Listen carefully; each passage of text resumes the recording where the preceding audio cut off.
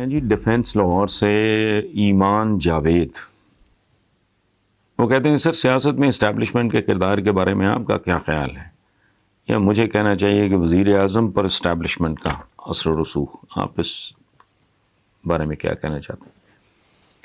دیکھیں ایمان صاحب، یہ بات ریسنٹلی نواز شریف نے اور مریم نے بھی کی ہے کہ جی اسٹیٹ ود ان اسٹیٹ اور اسٹیٹ کے اوپر اسٹیٹ وغیرہ، یہ نیم خواندہ جاہل لوگ ہیں۔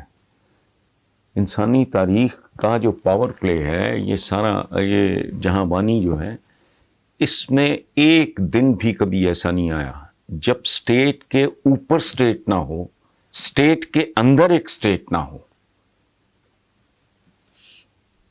یہ جتنی قتل و غارت ہوئی، بیٹوں نے باپ مروائے، باپوں نے بیٹے مروائے، اپنے قریبی ترین لوگوں کو، مثلا سلمان علی شان کہتے ہیں، ویسٹ نے اس کو کہا تھا سلمان دی میگنیفیشنٹ۔ کون؟ آٹومن امپائر کا سب سے بڑا سلطان، جس کے بارے میں وہ کہتے تھے ویسٹ والے کہ جس سرزمین پہ سلطان سلمان کے گھوڑے کی ٹاپ پڑ جائے وہ زمین اس کی ہو جاتی ہے۔ اس نے پتہ ہے 2 قتل کرائے تھے، کس کو قتل کرایا تھا؟ اس کا سب سے لاڈلا انتہائی ذہین اور دلیر بیٹا تھا مصطفیٰ۔ اس نے خیمے میں خود چھپ کے اس کے قتل کا منظر دیکھا، سمجھے آپ؟ دوسری بات، اسی شخص نے کس کو قتل کرایا؟ اپنے سب سے لاڈلے بہنوئی بھی تھا اور وزیر اعظم بھی تھا، ابراہیم پاشا۔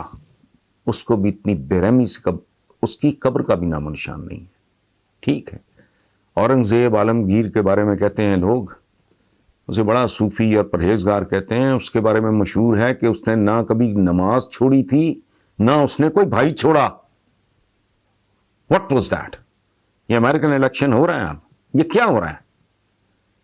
اور اگر بات کو پوری طرح سمجھنا ہو، اس طرح کے پروگرامز میں تفصیلات میں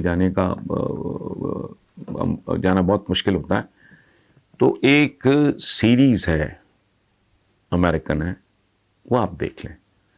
اسے کہتے ہیں، اس کا سیریز کا یا سیریل ہے وہ جو بھی ہے، پتہ نہیں کتنی قسطیں اس کی، میں تو بھول گیا ہوں اب۔ اس کا نام ہے واشنگٹن بہائنڈ کلوز ڈورز۔ یہ پاکستان نہیں، یہ دنیا، یہ نیشن سٹیٹ سے پہلے بھی ہوتا تھا۔ کیا نہیں کیا بنو امیہ میں، کیا نہیں ہوا بنو عباس میں۔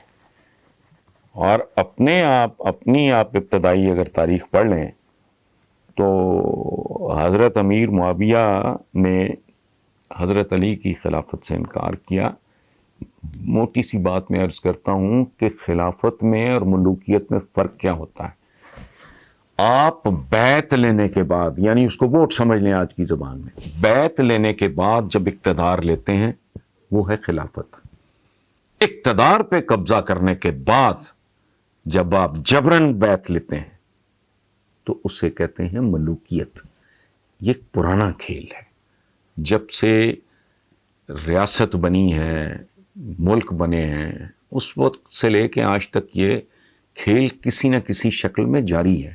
پہلے بادشاہی مذہبی رہنما بھی ہوتا تھا، وہی چیف جسٹس بھی ہوتا تھا، وہی سارا کچھ وہی ہوتا تھا۔ پھر بتدریج وہ ڈھانچہ اس میں کریکس آنے شروع ہوئے، ٹوٹنا شروع ہوا۔ یہ جو بات آپ نے کی ہے اسٹیٹ ود ان اسٹیٹ، وہ اسی کی مختلف شکلیں یہ بدلتا رہا ہے، معاملہ وہی ہے۔ آخر پہ میں ایک بات آپ کو عرض کرتا ہوں، یہ اسٹیٹ کیا ہوتی ہے؟ اسٹیٹ سمندر ہوتی ہے، اسٹیٹ سمندر کی مانند ہوتی ہے۔ اب آپ پوچھیں وہ کیسے؟ آپ خود مجھے بتائیں، سمندر ڈوبا ہوا ہوتا ہے یا تیر رہا ہوتا ہے؟ وہ ہزاروں میٹر نیچے، اوپر اس کے جوار بھاٹا، طوفان، سونامیز آتے ہیں، نیچے سکوت ہوتا ہے۔ مجھے آج تک سمجھ نہیں آئی سمندر کو کیا کہیں گے؟ وہ تیر رہا ہوتا ہے یا ڈوبا ہوا ہوتا ہے؟ وہ تو ہزاروں میٹر ڈوبا ہوا ہوتا ہے، وہاں تو پرسکون ہوتا ہے، اوپر کیا کچھ ہوتا ہے۔ اسی طرح کی اسٹیٹ جو ہے وہ ریزیمبل کرتی ہے سمندر کے ساتھ، اس میں سب کچھ چلتا رہتا ہے۔ اس کے اندر زلزلے بھی آتے ہیں، اوپر پتہ نہیں چلتا، کبھی چلتا ہے تو وہ ہوتا ہے جو ٹرکی میں ہوا ہے۔ سو اس سوال کو ایک پولیٹیکل سائنٹسٹ کی نظر سے دیکھیں تو آپ کو جواب مل جائے گا۔ جو کہتے ہیں نا اسٹیٹ ود ان اسٹیٹ اور اسٹیٹ کے اوپر ایک اسٹیٹ وغیرہ، یہ نیم خواندہ جاہل لوگ ہیں، انہوں نے پڑھا کچھ نہیں ہوتا۔ 3 بار وزیر اعظم ہونے سے بندہ عقل مند تو نہیں ہو جاتا نا جی۔ نواز شریف کا بیانیہ عوام اور فوج کو آمنے سامنے لا رہا ہے، یہ بیانیہ شدت پکڑ گیا تو کیا ہوگا؟ راجو راون صاحب خاطر جمع رکھیں، اول تو ایسا ہونے کے امکانات نہ ہونے کے برابر ہیں۔ اس کی ایک بنیادی وجہ ہے کہ یہ تعلق ہے چھری اور خربوزے کا۔ اب خربوزہ چھری پہ گرتا ہے، اگر یہ چھری خربوزے پہ گرتی ہے نتیجہ ایک سا ہی ہوگا۔ اس لیے آمنے سامنے والا وہ 19-20 کے فرق سے ہوتا ہے۔ یہ 19-20 کا یہ کرپٹ ترین، بدکار ترین، بدماش ترین لوگوں کا ٹولہ ہے، اور یہ صرف کرپٹ ہی نہیں ہیں، یہ انتہا درجے کے احسان فراموش بھی ہیں۔ یہ آدمی جس کا آپ نے ذکر کیا ہے، یہ ایک ریٹائرڈ بریگیڈیئر کے جوتے پالش کرتے کرتے پروموٹ ہوا اور پہنچا سٹنگ گورنر غلام جیلانی، جو خود بھی جنرل تھے، شاید ریٹائرڈ تھے لیکن جنرل تھے۔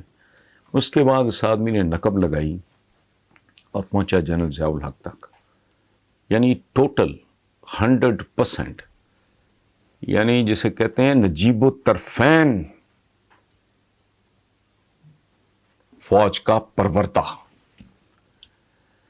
احسان فراموش کس کو اس آدمی نے دھوکہ نہیں دیا۔ انتہا یہ ہے کہ وہ آدمی جو اس کو اپنی زندگی کی دعا دیتا رہا، اور یہ اس کے بارے میں چند سال پہلے تک کہا کرتا تھا کہ میں اس کا ادھورا مشن پورا کروں گا۔ کس کا؟ ضیاء الحق کا۔ آج یہ آدمی اس کی قبر کا رستہ بھی بھول چکا ہے۔ سو الٹیمیٹلی میرا ذاتی خیال یہ ہے کہ ہمارا ملک جو ہے وہ ایک ایسے راؤنڈ میں، ایک ایسے فیز میں داخل ہو چکا ہے جہاں ایک فیصلہ کن صورتحال کریٹ، اور میرا ذاتی خیال یہ ہے کہ فتح بالآخر عوام کی ہوگی، کرپشن، جھوٹ، بددیانتی اور بدکاری کی نہیں۔ Thank you very much.